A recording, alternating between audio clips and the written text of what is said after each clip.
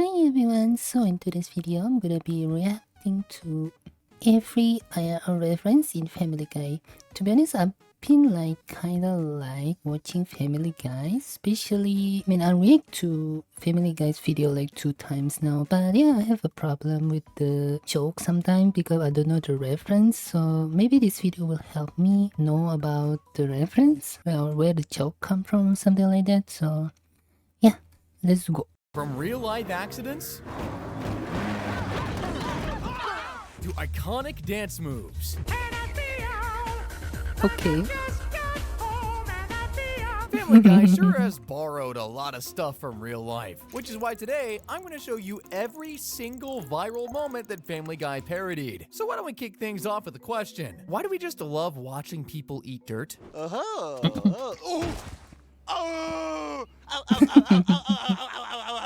I can't breathe. That agonizing grunting sound was pulled from this timeless internet sensation. The whole day. Stop. Oh. It happened live on TV? Okay, Fox News. Okay.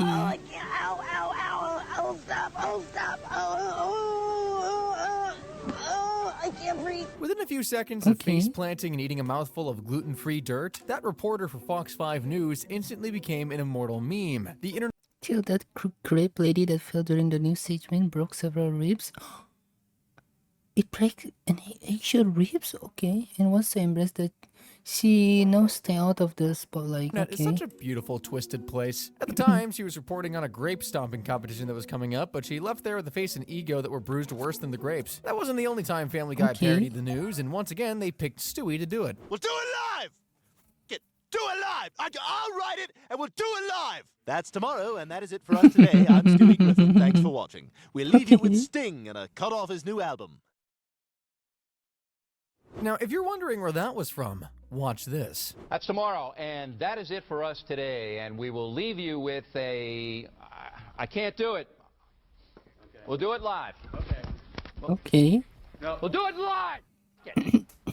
Do it live! I used that F word clip. So this is where it's from, okay. On my old part in montage before. I'll write it and we'll do it live! 5, 4, 3. That's tomorrow, and that is it for us today. I'm Bill O'Reilly. Thanks again for watching. We'll leave you with Sting and a cut off his new album. Take it away. Okay. Okay. That was behind the scenes for an Inside Edition segment in the late 80s where Bill O'Reilly was supposed to record a simple sign-off. Just a simple goodbye, but he was struggling over one single line. That's tomorrow, and that is it for us today. Now, I can't read it. There's no words on it. Okay. Ready? Sure. There's no words there. To play us out.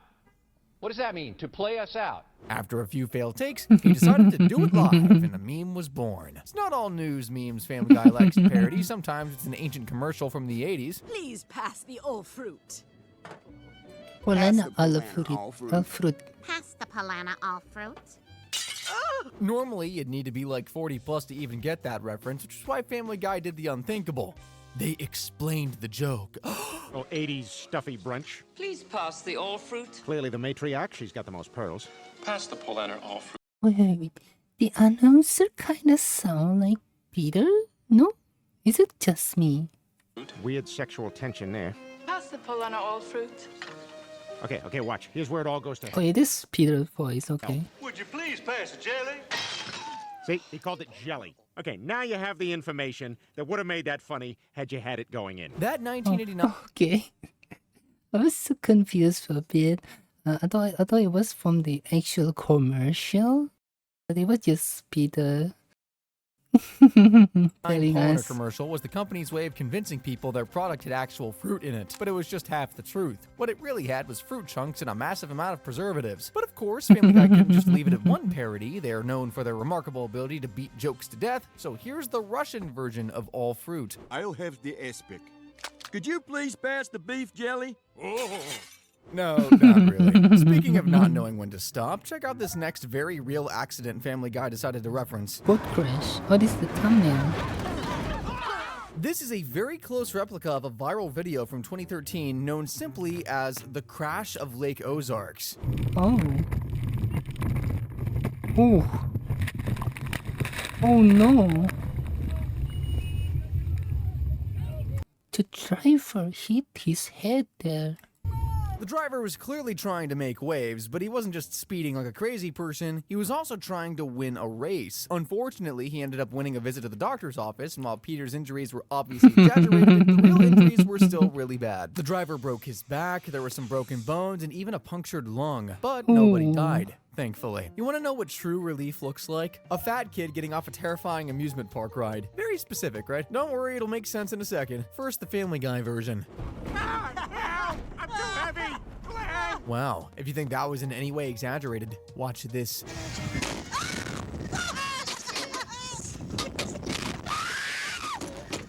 Oh my god.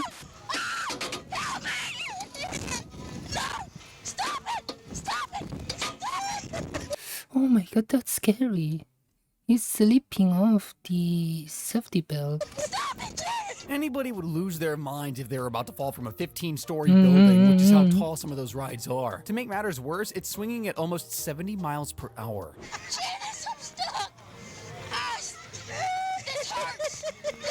And she just laughed.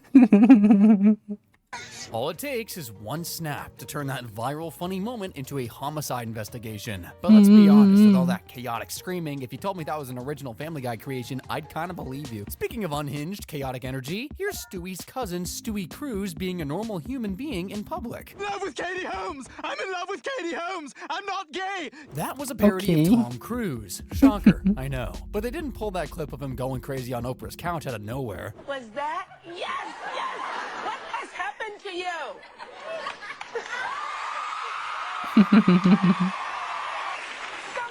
happened to you! Something happened to you! That was the completely in love Tom Cruise announcing his relationship with Katie Holmes. While Tom's version didn't have much sugar high jumping and screaming, he did jump on the couch and pump his fists. You know, normal relationship announcement stuff. But don't judge him, he really was in love. And he's 100% completely straight. Wait. People back then think he was... people back then think Tom Cruise like guy? I don't know that.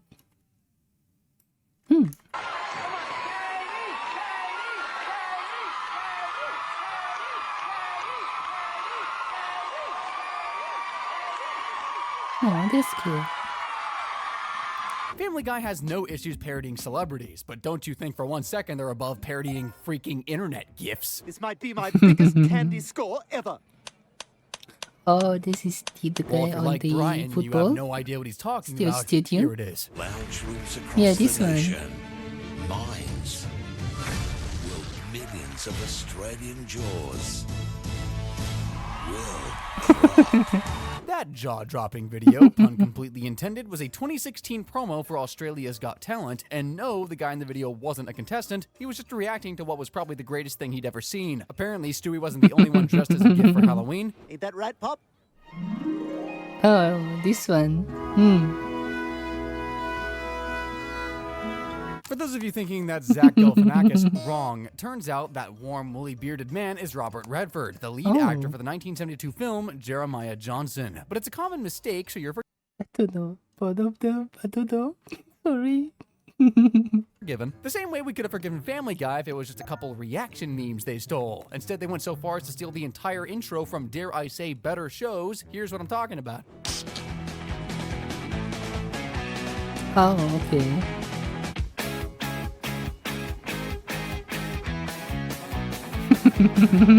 If you haven't figured it out, here's their inspiration. I never actually watched the show, but I saw a couple of clips. I think this is like a teen kind of show because it's a little bit darker. I think, yeah.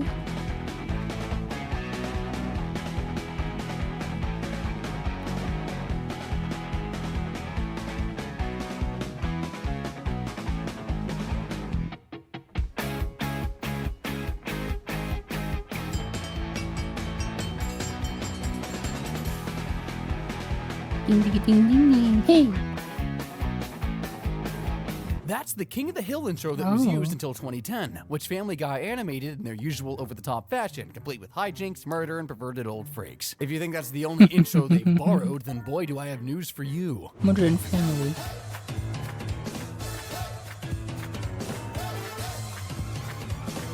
Any fan of Modern Family probably instantly recognized that intro after the first 2 seconds. It's just that iconic.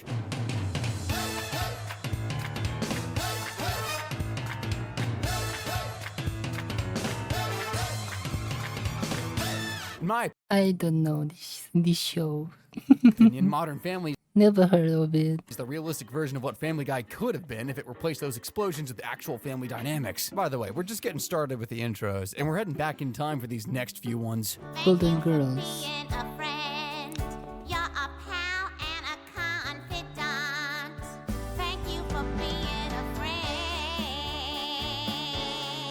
Even when Lois sings it, that intro song sounds beautiful. Nothing beats the original, though. Thank you for being a friend. Card attached would say thank you for being a friend. That, ladies and gentlemen, was The Golden Girls, an iconic sitcom that got 68 Emmy nominations and won 11. It had a simple premise. 68? Okay. 4 elderly women, 1 house, and a lot of comedic gold. Since we're still in the 80s, let's take a peek at the most gloriously chaotic opening sequence ever filmed in US history in the Family Guy version 2 while we're at it.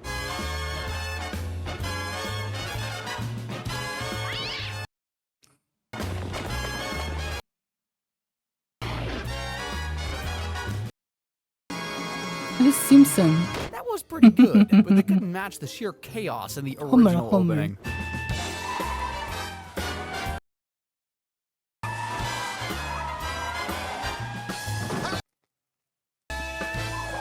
Okay.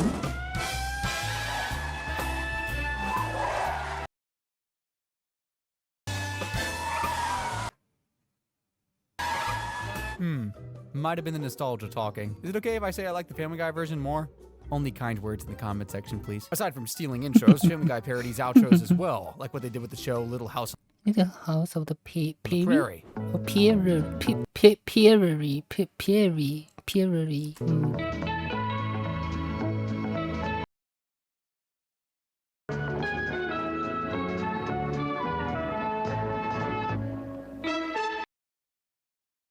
Trying to make a point with this one. That's why they picked Quagmire in full uniform to recreate this scene. Let's watch the original from 1974. Okay.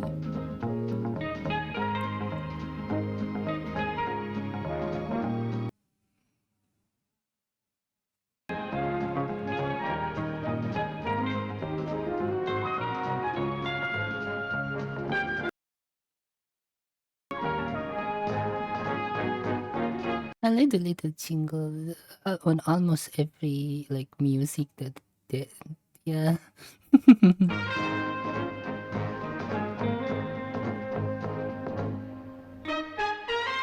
Notice how she was doing cute little airplane wings at the end there. Actually, The Little House on the Prairie was an American historical TV show set in the 1870s. Now, bear in 1870. Okay, I don't think my parent had even born yet. mind the earliest Wright Brothers aeroplane was created in 1903, which is around 30 years in the future. So, riddle me this. Why was little Laura doing a little aeroplane dance at the end? Not very historically accurate, if you ask me.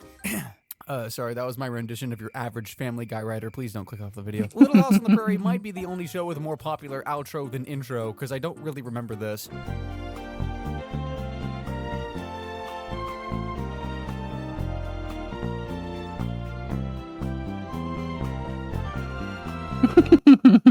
Yes, TV also.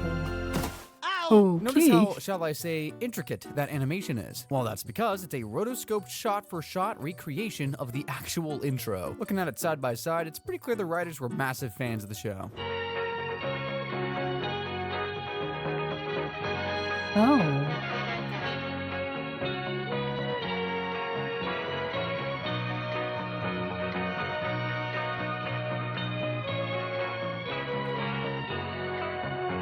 Oh, it's 3 girls, but there is. I forgot the Chris. Yeah, there's Chris.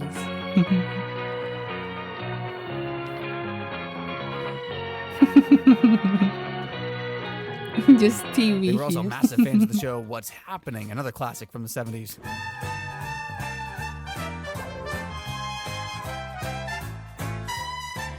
Why is Cleveland running like his life depends on it? Well, that's a reference to the intro from What's Happening. Oh, okay. I know it's a classic, but that music kind of makes my ears hurt. Anyway, this is the part No, I kind of like it though, the music. Like that. they parodied in the episode. Oh, this one.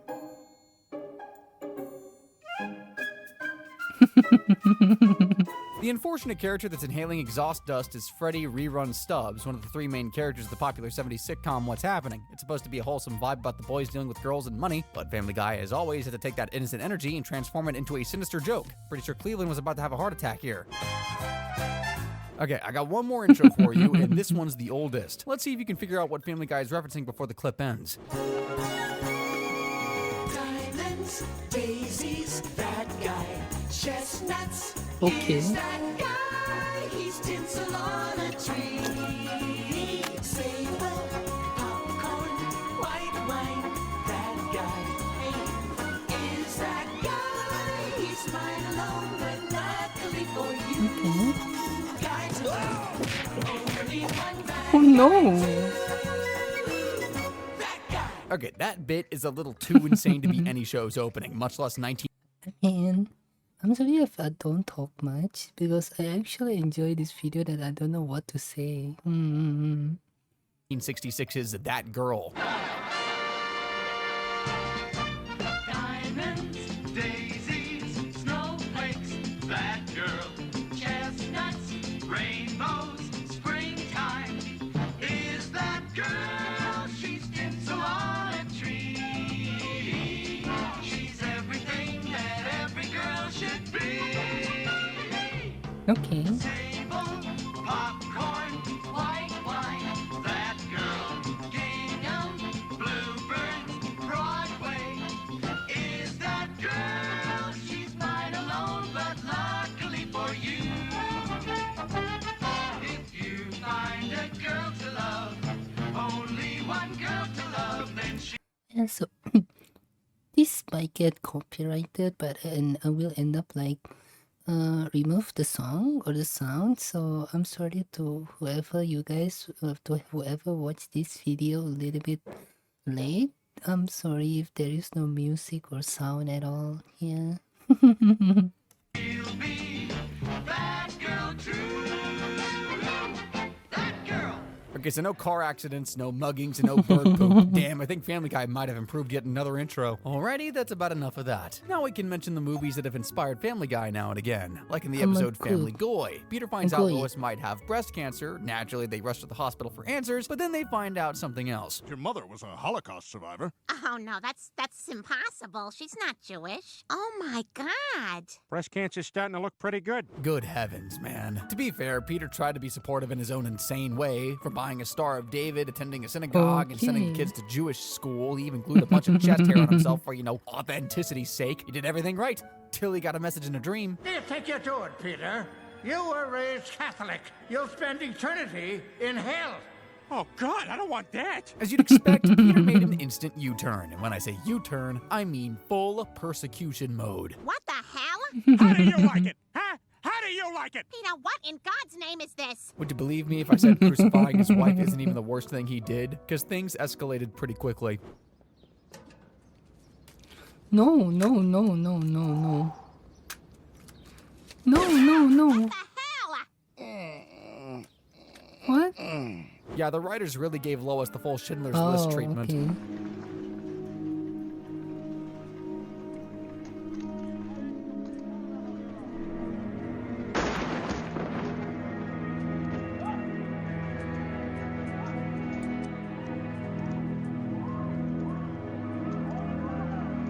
Okay.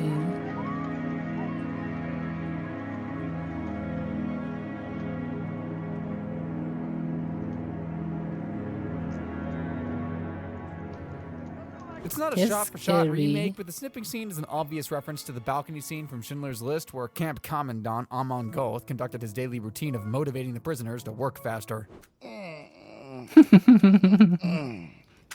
In this Except he picture, didn't like miss any of the shots he took. Okay, that was pretty depressing. How about a more lighthearted reference? In I Dream of Jesus, Peter tortures his family with music, Of all his because he face. rediscovered this masterpiece at a 1950s themed restaurant. About the birds, bird's a word, well, a bird, well, a bird is a word, well, a bird. And that's how the torture began. Peter literally played that song on repeat for days. His family endured it, they tried to be patient, but eventually they reached their breaking point. Oh, no. We have got to get that record and destroy it. So Brian and Stewie did the world a service by going after that cursed vinyl record, and it led to this absolutely beautiful reference.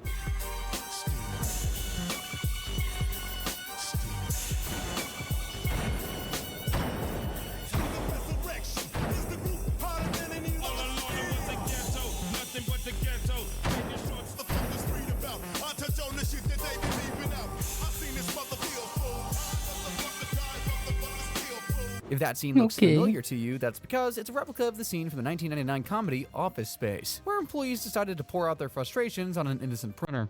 Oh.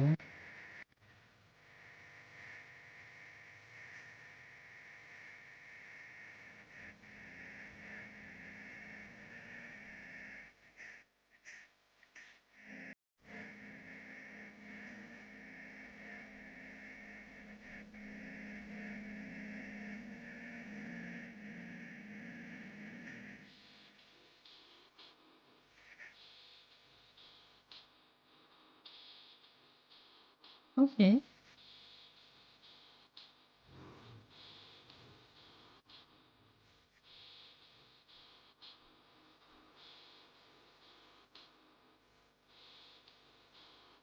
The printer was innocent and just had the audacity to jam or slow down the workflow one too many times. Can't say the same about Peter and his record, though. Sadly, Peter's got a bit of an obsession problem, whether it's food, music, or, I don't know, inappropriately leering at people.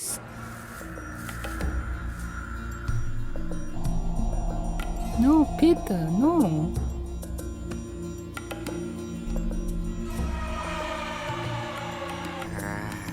Oh, okay. And I think he learned that from the Lord of Creeps, Kevin Spacey himself, because how else would you explain this? Clearly, Kevin Should I edit that? I don't know.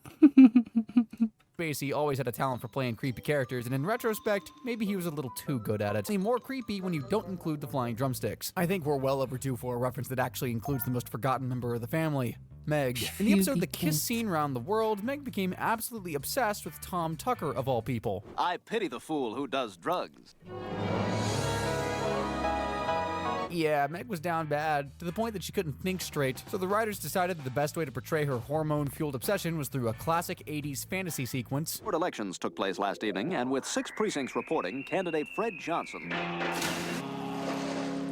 Okay. Hi, Meg.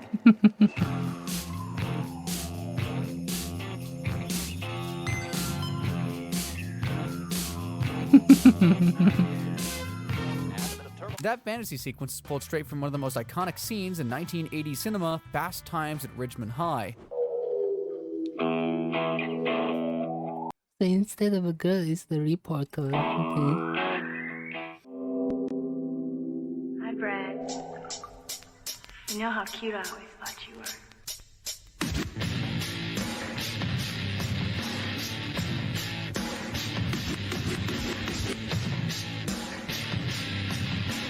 We're gonna stop it right there. Trust me, it wasn't chicken hiding under that bathing suit. That daydream was the product of... And I need to edit this thing. I'm not gonna show you guys the bikinis, yeah. Teenage Brad Hamilton's hormonal crush on Phoebe Cates. And someone walked... But there's bikinis also on the boat. I don't know. Maybe only the leather part will... Leather? On the leather part will censor it, sorry. in on him fantasizing too, except he wasn't kissing a TV screen. Okay. You can tell the writers are huge fans of the movie because they made another reference to it in the episode Young Parent Trap. Yes, you guys can enjoy this one. I'm not gonna do anything about this one. Okay. Kids these days probably have no idea where these references come from, do they? Who even remembers Pee Wee Herman's Breakfast Machine or Peter's significantly worse Breakfast Machine?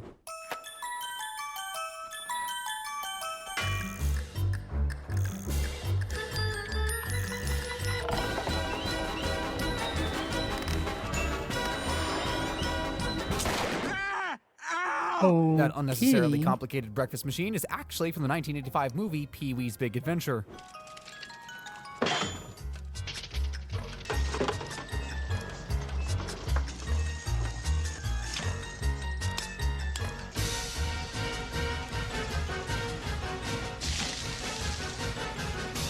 Imagine having to set up that entire contraption every single night just to get eggs and toast in the morning. Well, that's probably how Pee-wee Herman spends his evenings when he's not traveling across the entire United States searching for a stolen bike, that is. Why don't we pair this classic movie with a reference to a classic song? And I think it's gonna be a long, long time. The man they think I am at home. Oh, no, no, no. Rocket Man! You might recognize that as the hit song Rocket Man by Elton John. You might also wonder why on earth it sounds so bad. Well, that's because this is a reference to a version of the song performed by William Shatner. And I think it's gonna be a long, long time. The touchdown brings me round again to find I'm not the man they think I am. Oh, no. I'm a rocket man. Rocket Man. Pretty sure most of you never heard this version before, which is a travesty. Now, this next reference I got for you is a pretty special one. It's a reference inside a parody that's actually meta-commentary. I'm talking about the episode Candy Quahog Marshmallow, where the gang discovers Quagmire isn't just their creepy neighbor, he's a full-blown movie star in Korea. And one of his hit films was so addictive, they binged it non-stop. That is, until they hit a wall. The final episode was missing, and we all know how painful a cliffhanger can be. So they did what any completely rational person would do. We go to Korea. Yes. Buying tickets. Yes. Very rational. Quagmire didn't just leave behind stardom in Korea, he left behind his one true love as well. It's his son from the show. I don't believe it. She's so beautiful. Aw, how precious. Meeting his long-lost love was enough to convince Quagmire to stay behind and live the rest of his days in Korea. Now, a spontaneous trip to Korea is one thing, but settling down and building a family is blasphemy. So the boys decided that there was only one way to convince Quagmire to come home. Make a parody of a K-pop music video. Okay. Quagmire. Your new romance has you lost standard.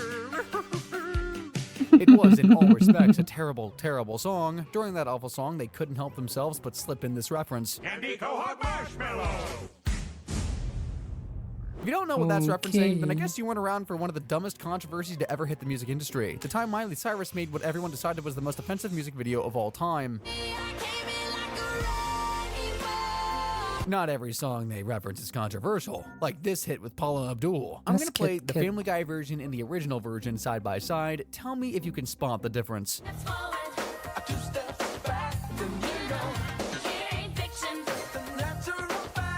If you don't see the difference, I'd hate to be the one to tell you, but you might just be legally blind. But I'll spell it out anyway. The original features MC Scat Cat, which shockingly enough wasn't an incontinent cat from the 80s. He's way cooler than that. This one raps pretty well too. As you can see, Family Guy's not beyond animating a choreographed dance routine just for a reference, and they took that to another level in the episode Believe It or Not, Joe's Walking on Air. Joe gets his legs back in that one after volunteering for a sketchy medical procedure. Highly experimental new procedure. It's essentially a leg transplant. If you'd be willing to sign a waiver, I think I may be able to help you. Family Guy being Family Guy, the procedure worked, and it meant Joe could now do things like this. Good morning to you. When the band began to play, the stars were shining bright. Yes, that song sounds familiar. Yes, it's Family Guy's version of this very popular song from 1952.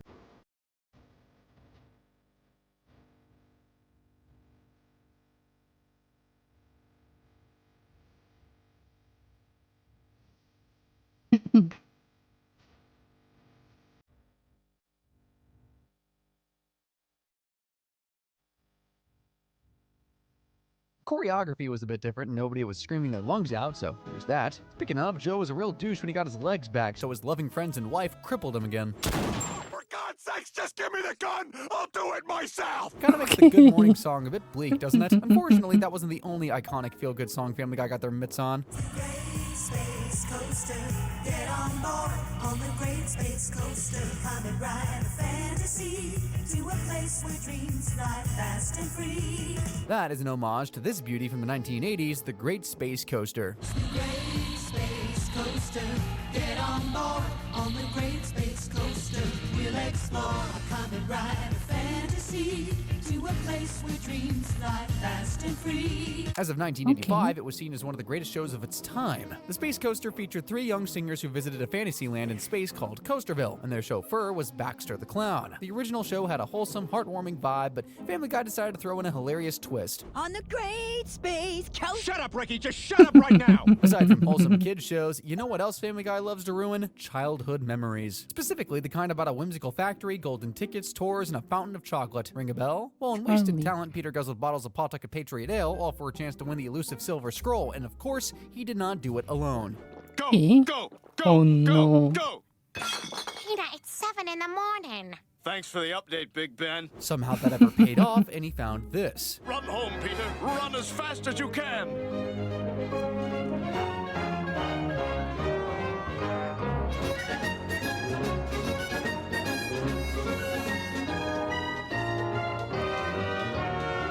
Yes, it's a Willy Wonka and the Chocolate Factory reference. Oh, Honestly, the whole okay. episode is a reference to the movie, but they replicated this classic scene the closest. Run for it, Charlie.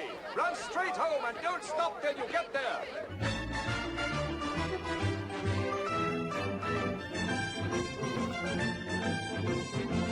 That's right. It's a reference to the OG 1971 Willy Wonka and the Chocolate Factory, not the one with Johnny Depp. Hell, this episode of Family Guy came out a couple years before Charlie and the Chocolate Factory anyway. Once in a while, I know about Willy Wonka movie, like the Chocolate Factory, but I never actually watch it. Yeah, because I think back then I don't understand English at all, so I don't watch it.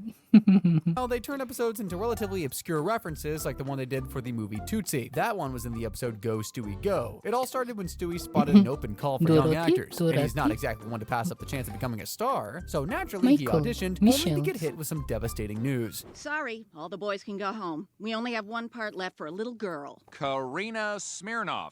Hello, everyone. If you didn't see that coming, I don't think you watched enough Family Guy. The role needed someone who was girly, graceful, and classy, and honestly, that casting had Stewie written all over it, but things got a little complicated. You're the nicest person I've ever met. Hey, baby, you ready to go take a nap? Oh, okay, Randall. Stewie fell in love with his co-star. Okay. That means pretending to be a girl was out of the options. He would have to confess his deepest shame and hope the universe doesn't laugh in his face. But of course, Stewie would never just confess. No, he has to be marvelously dramatic about it. I am not Little Mary Sunflower. I'm Desmond Sunflower, and I'm a boy. What you might not know is that this little Okay. preschool love story Stewie found himself in was inspired by the 1982 comedy classic Tootsie. I am not Emily Kimberly, the daughter of Dwayne and Alma Kimberly.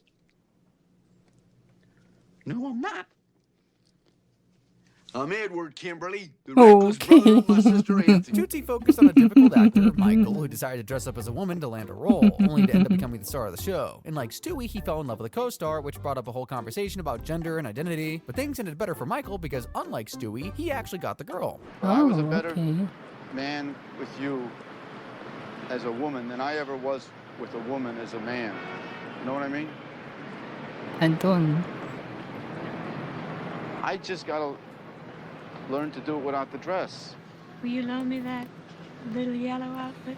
Well, that's wholesome. Now, most of the references we covered so far are standalone cutaway gags, right? But sometimes Family Guy goes all in and dedicates an entire episode to a parody, like the Star Wars episode Blue Harvest. In the middle of said parody, they couldn't help themselves but make references to other non-Star Wars stuff like this one.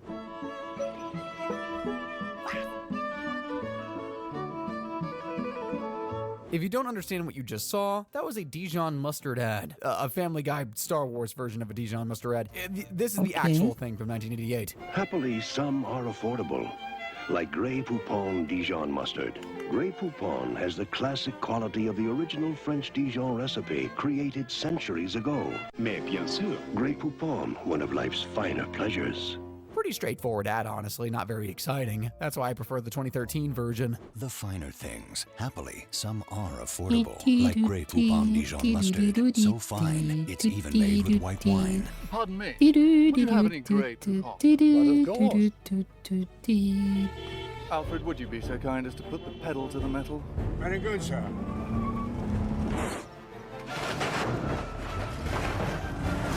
Okay.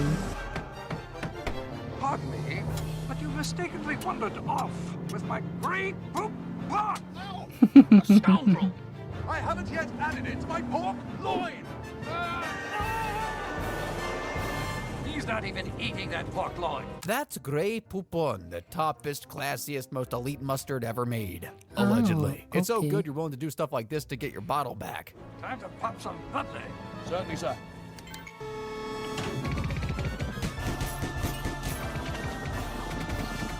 Ah, corks ripping through metal. Forgive me, I do love it, sir. Okay. Present from my ex-wife. Eggs! Caviar, sir. Yes. Okay. Ah, that little... You went for the caviar slick. I think this is the most expensive car battle I've ever seen depicted on screen. Can't they just get another one? It's like $5 a bottle. Funnily enough, the ad kind of ends like that when their fight takes them to a grocery store. I'm just telling you that the thing is only $5.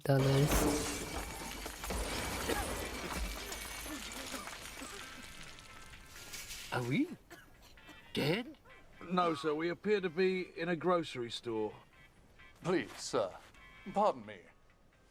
But of course. We aren't done with the 80s hijinks yet. But of course. Which, by the way, I'm starting to think is the writer's favorite decade. Next, we got a reference to the 1984 classic 16 Candles, and that one comes in the episode Boys Do Cry. The family packed up and hid out in Texas. This means Chris and Meg had to fit in by making some new, cool friends, but the friends had one creepy request. You gotta sneak onto the Crawford Ranch and steal a pair of George Bush's underwear. As weird as that Okay. sounds, Chris delivered. Thank goodness there weren't any skid marks. That bizarre moment was lifted frame by frame from this scene.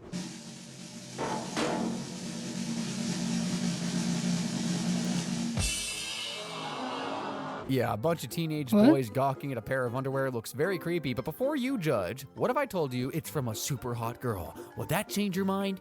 No? Well, what can I say? It was a different, very strange decade. But at least it gave us Back to the Future, which is where this next reference comes from. Brian travels back It's kind of creepy, no? in time to the 80s and uses his knowledge of classic movies to blow everyone's mind, and we get a very familiar scene. Hey, Rick! It's your cousin Marvin! Well, listen to this! Never gonna give, never gonna give. Like a dozen different cartoons have referenced and parodied this exact scene from Back to the Future, so let's see what the original is actually like.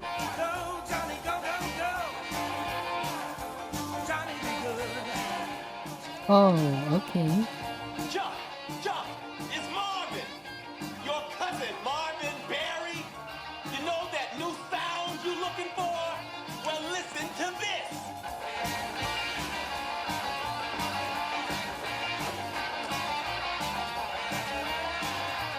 We are still not done with the 80s quite yet, and this next reference is another musical one from Revenge of the Nerds. This time it was a pretty close shot-for-shot remake.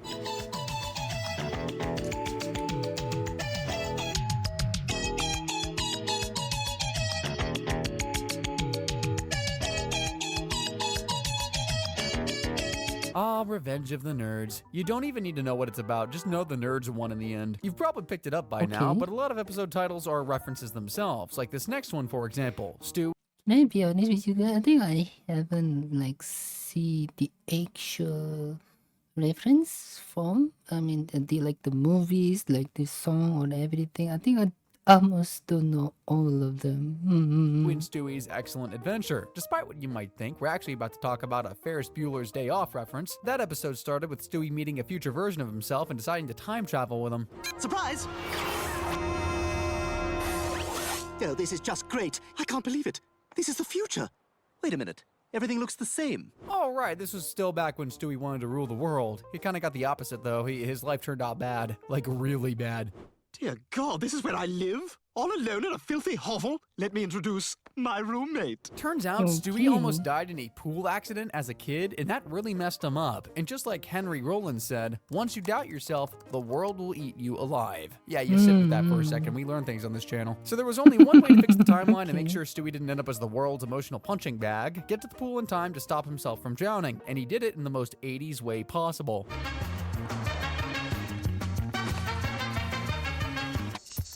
Hi, Stewie Griffin. Stewie Griffin. Hi, how are you? Smells good. I call that sequence the desperate race before your parents get home, and it came from this classic. Oh, okay. Oh, but this guy didn't like say hi to them. Oh, never mind. He did. No, don't get up. Hey, it smells delicious. Dinner's ready. What? What's that?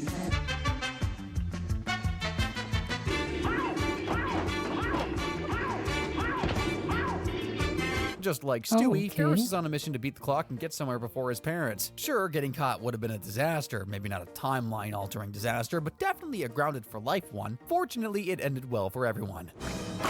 Yes, I did it! I stopped the tower from falling! Who are you? From the future? Well, then you're as disposable as she is! Okay, that was kind of surprising, but I guess that cleaned up the timeline and it kept Stewie safe, so win-win. And there we have it, an incredibly long list of Family Guy references. Oh, if you love the okay. video as much as I did, click the video on screen. To be honest, I kinda enjoy it. I mean, I've been like not spacing all this, like, more like to focus, I guess, on the video. So it's enjoyable. It's really good video. I guess need to check this scribbly video. So yeah, I think I'm gonna end the video here. Hope you guys like it and hope you guys enjoy it. Don't forget to click the subscribe button and yeah, see you guys in the next video. Bye bye.